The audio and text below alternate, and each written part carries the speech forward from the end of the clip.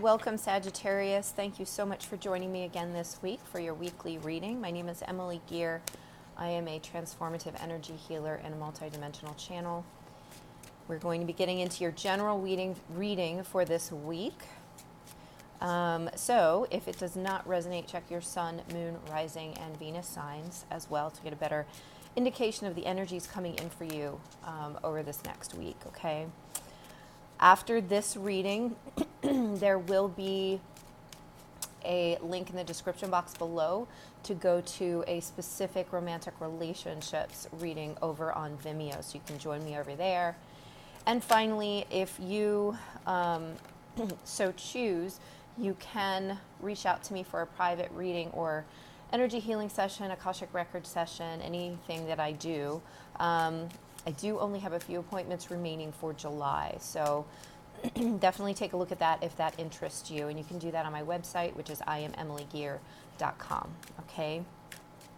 So I'm starting with a couple, okay, so I've pulled a couple oracle cards to begin with from this is the Magical Dimensions, I think, by Lightstar. And the first one that came up as I was talking there is Transformation, Metamorphosis, Synchronicity, and the Unexpected, okay? So that's exciting.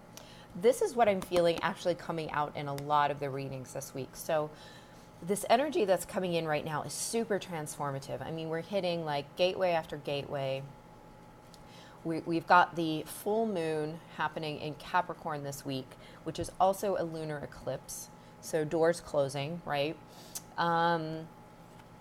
In addition, we're creeping up on the Lion's Gate in just a couple weeks. We've only just left behind the solar eclipse. There's just so much energetic change. I don't know if you checked out, if you are into watching the Schumann resonances, but just the day that I was like, I'm sick, I can't do this, and recorded the readings all without my face in it, that day the Schumann resonances were off the charts. So all kinds of things are changing. The next card that you got here is Emotional Freedom, Vulnerability, Flowing, Rebalancing. That actually came in for Scorpio. So it could be that, you may have some of the same planets as some of the Scorpios. You guys might be overlapping a little bit with planets in the same sign, especially some of the outer planets, okay? But I do feel like there's a transformation which is allowing you more emotional freedom than you had in the past. It's almost this feeling of like throwing your hands up like, well, if I can't make them happy, then I might as well do what I want, that kind of energy. More than that, though, it's really focusing in a little more on what makes us as individuals happy, but not just happy. It's like, are we opening the door and are we contacting that part in ourselves where we can truly feel that unconditional love of source, of ourselves, of another person? Are we receiving and conductors of unconditional love? Because I feel like that's what we want now. I don't feel like, in the past, speaking of relationships, we might have gone for something because of a physical attraction. We might have gone for something because of a great friendship. Excuse me. I'm finally going to the doctor about this freaking cough this week.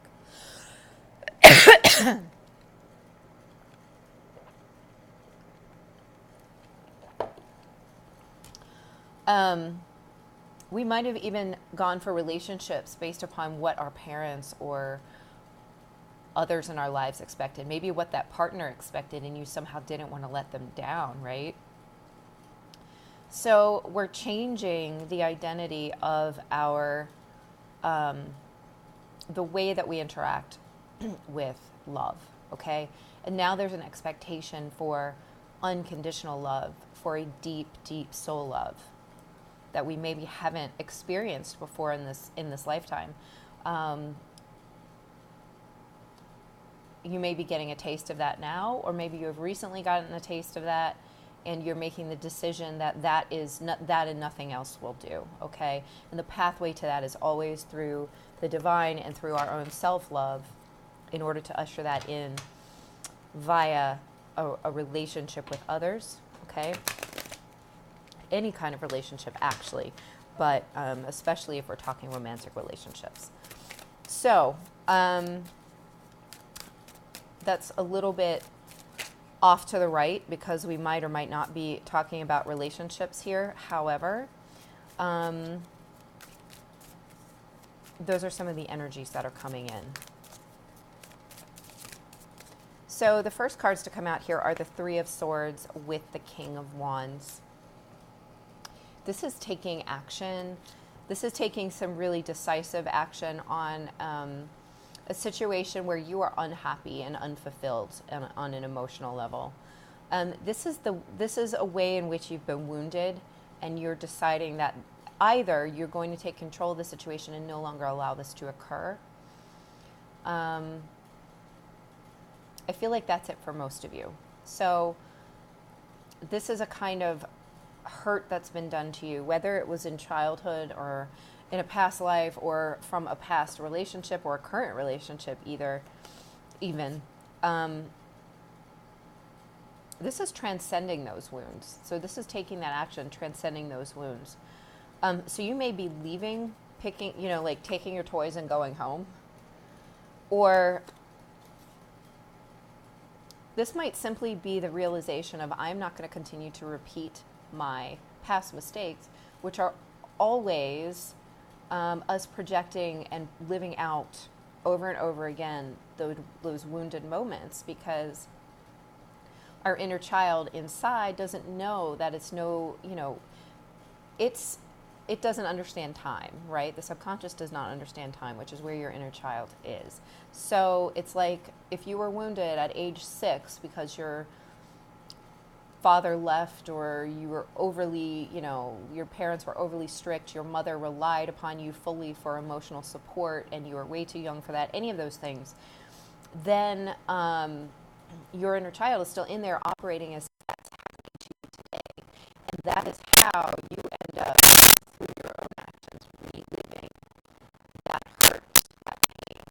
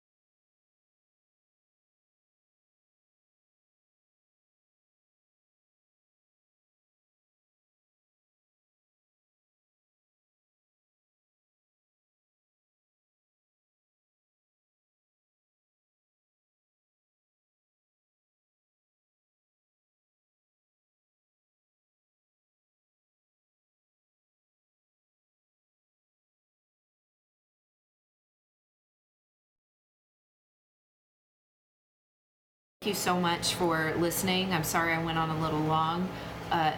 Use the link below to join us for the relationship, the romantic relationship reading over on Vimeo. And if you so choose, you can schedule a private with me at IamEmilyGear.com. Only a few appointments left for July, so definitely jump in there, okay? I will talk to you soon. Hope to see you on Vimeo. All right, bye-bye.